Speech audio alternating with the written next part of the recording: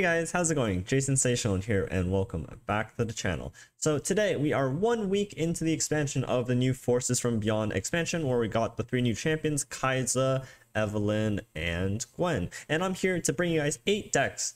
Most of them are new, some of them are adaptations of old decks, and then I think there's a couple of old ones in there that I think are positioned quite well going into the first week of the meta that you can play to success on ladder. So without further ado, let's jump into the decks. So for the first deck we have here, we have Akshan Kai'Sa.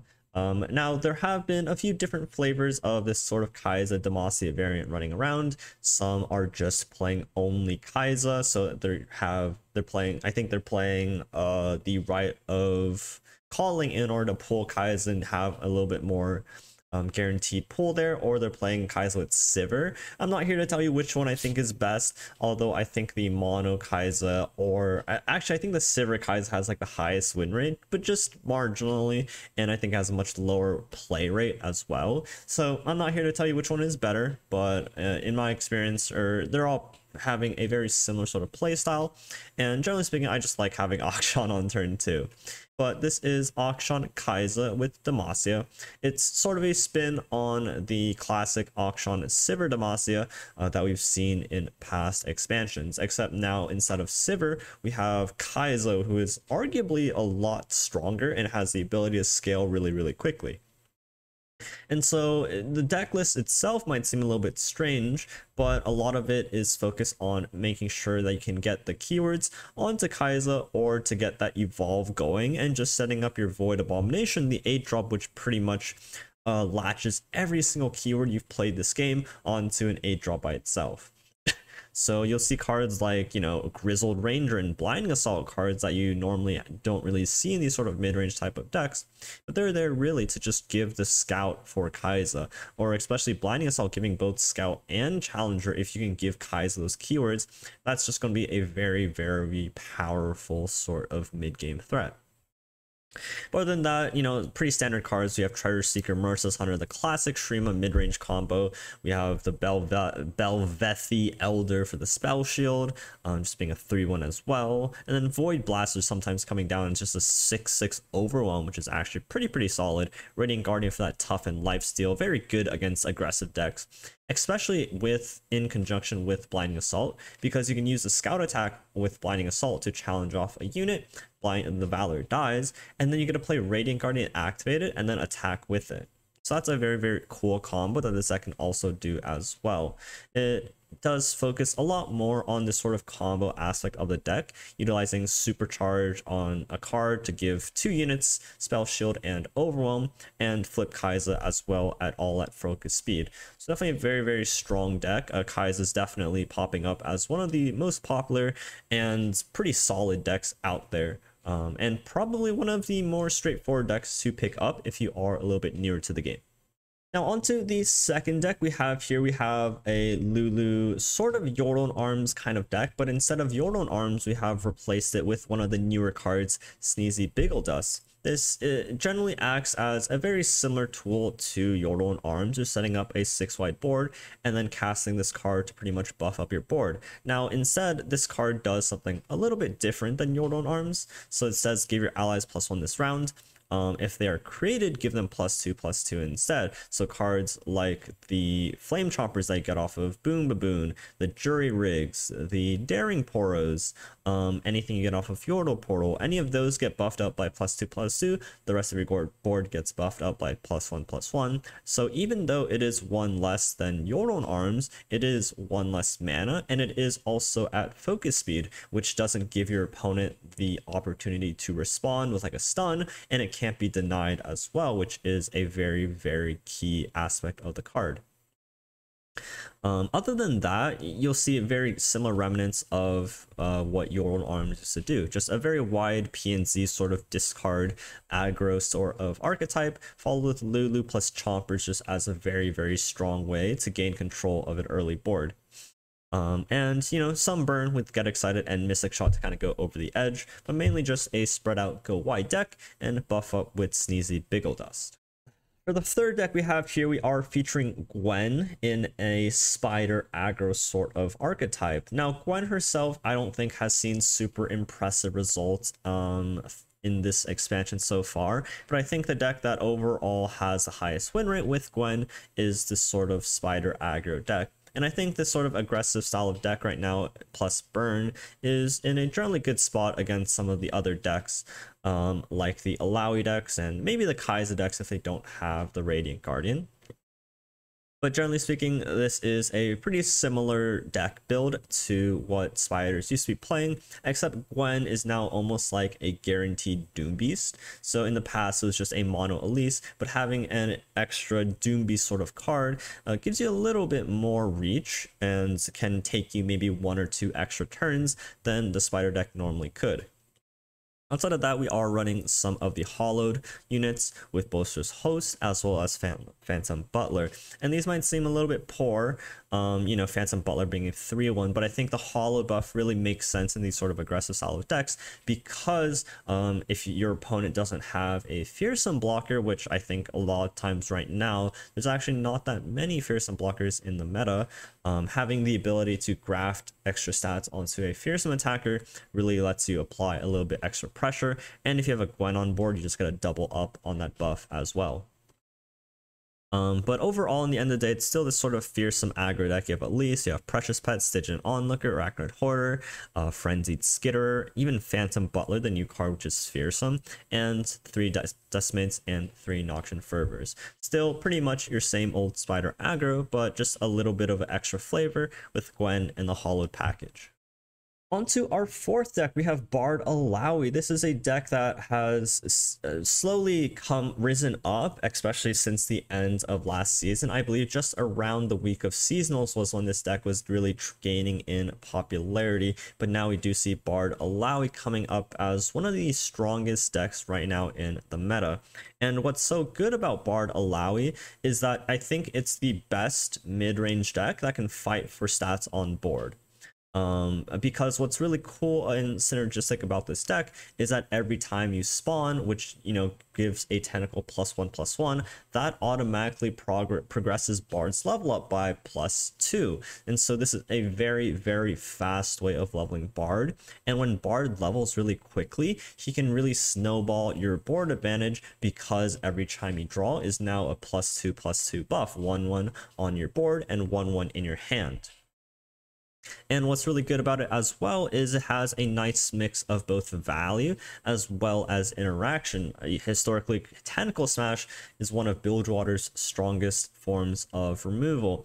And, you know, in this sort of spawn deck where it really focuses on that tentacle, your tentacle can get really big and pretty much remove almost any unit, especially in this sort of mid-range heavy meta.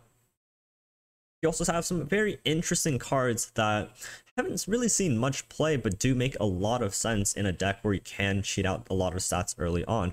3 copies of Hiregun as well as 3 copies of Ye Have Been Warned and the List allow you to give vulnerable to your opponent's units as a way of interaction and to pick them off at a very, very cheap cost as well. Ye Have Been Warned at 1 mana and the List at 0 make them very, very efficient ways of challenging your opponent's units.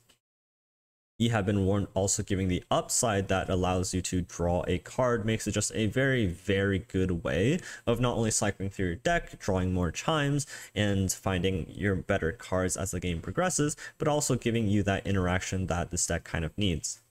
Riptide Sermon, also in the newer cards, has found a pretty good spot in this deck for similar reasons. It's just like the 4th and 5th copies of Tentacle Smash, being able to deal 4 to units, spawn 3, and the 2 damage I think is actually quite underrated because it does come in as a little bit extra damage over the top, especially because this deck is going to be pressuring down the opponents with a very wide and tall board.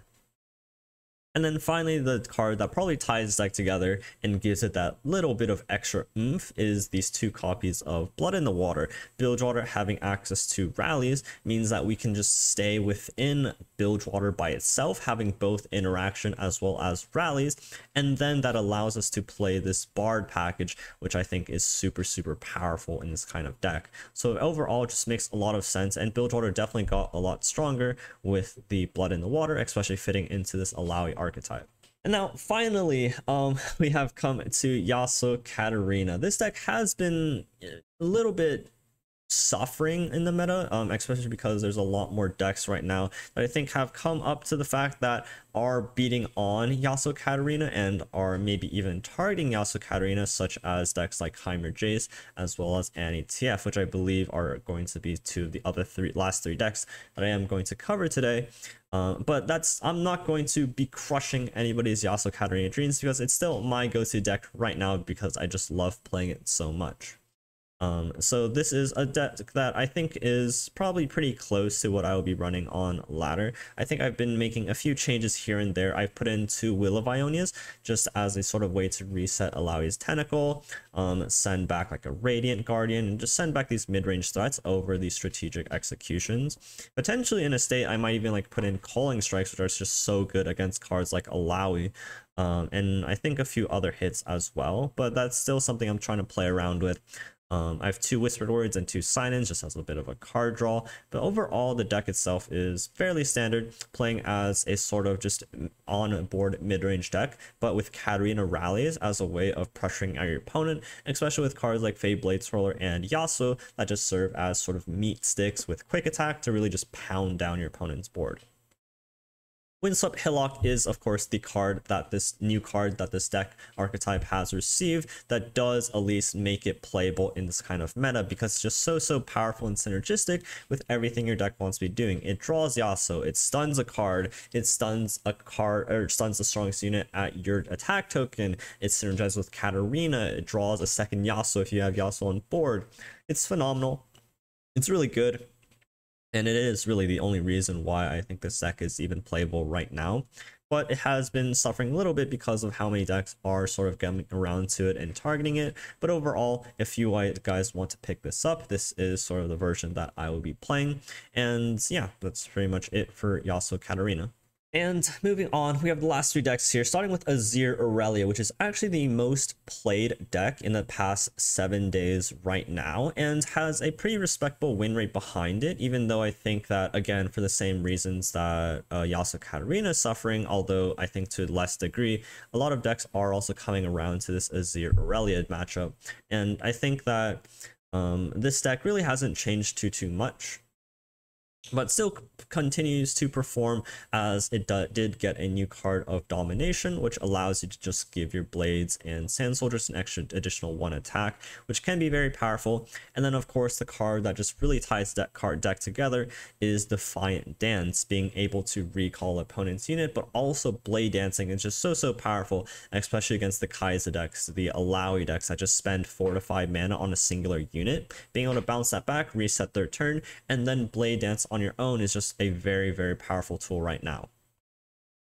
The only downside is you have so many 1 health threats, like Shadow Assassin has 1 health, Greenglade Duo has 1 health, Domination has 1 health. It's just so easy to get picked off by a deck like Twisted Fate Annie, which is another deck that has been rising up in the ranks, especially in response to the Azir Aurelia matchups and the Yasuo Katarina matchups. It's just one of the most efficient decks out there in terms of removal, using a very aggressive, noxious sort of removal package with cards like Blade's Edge, Ravenous Flux, and Disintegrates in order to just completely remove any sort of threats that your opponent wants to set up. It's also just a very nice go wide sort of deck, and can easily pressure down your opponent by just swinging in with, like, you know, a 6/6 on the board, you know, like a 2/2, a 2/2, and a 3/2 on the board, just turn after turn after turn, because they are so good at taking away all of your blockers.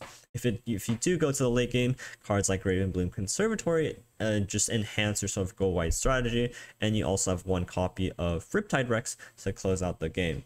This deck hasn't really changed much. I don't believe it's going to be seeing any of the new cards played in it, but it's just so efficient at removing things that it becomes a very good deck right now. And on a similar theme to that, we also do have Jace Heimer, which while it doesn't have the same level of efficiency of removal, as this sort of anti-TF deck, what it compensates in is this very, very good hard removal. And having 3 copies of Vengeance and a Ruination just make it so good against these unit-based decks, especially things like Kai'Sa as well as Illaoi, although I think those decks can sometimes high roll over you.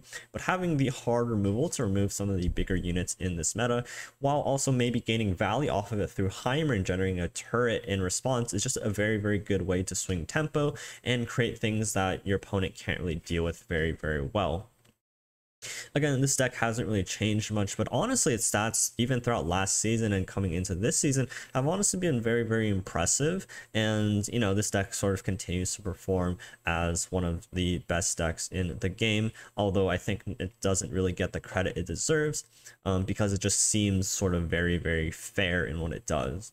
But that is going to be the last deck of today, the top 8 decks that I do recommend for you guys to take a look at. Some of them new, some of them old, and some of them just taking a few cards here and there, but really shining as we are approaching the 2nd week of the meta.